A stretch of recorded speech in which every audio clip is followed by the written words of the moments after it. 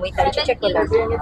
17.5 ata. Ma'am Alicia, regarding po pala sa mga iPhone, ma'am, ano pala yung mga naka-sale or naka-discount kayo, ma'am? Sa ngayon po, sir, this Christmas po, this coming Christmas, naka-sale po kami. May sale price po kami, naka-post naman po sa social media namin. Pwede nyo pong i-check yun.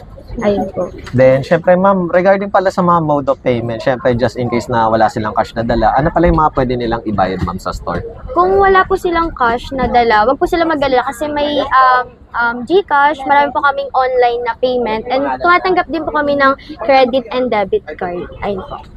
Then, syempre, ma'am, bukod pala dito sa Farmers Cubao, ma'am, ano pala yung mga branches na just in case nalalayon sila or hindi sila makapunta dito, ma'am?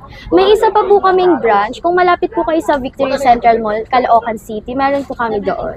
Yun. Then, syempre, ma'am, ano pala yung usual package na pag bumili sila ng second hand or ng brand new, ma'am, na iPhone, ma'am? Ay, yung mga ano po namin, package, sa lahat po yun. Kunyari, iPhone 11 po binili nyo or kung ano man pong unit. Complete package na po yun with freebies, guys. Meron na po yung 2 phone case, screen protector, premium AirPods, tas silicone case na rin po. Gagamitin nyo na lang din po talaga yung phone nyo. Then, syempre, ma'am, regarding pala dito, ma'am, sa branch sa Cubao is, anong oras kayo nag-open and closing, ma'am? Ay, yung open po kasi dito ng store ng mall is 10 a.m. And then, siguro hanggang 9 p.m. lang po.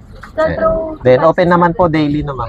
Yes po. Yes po. Then, ma'am, please invite naman po sa ating mga viewers, ma'am, na bumisit. Okay guys, sa mga naghanap po ng mga affordable na unit na iPhone, andito po kami, Farmers Plaza Cubao, RJM Gadget Zone, and Pia Pulse Gadget Hub din po sa Victory Central Mall. Kung saan po kayo malapit, visit na po kayo. Ayan. Okay, ma'am. Thank you po.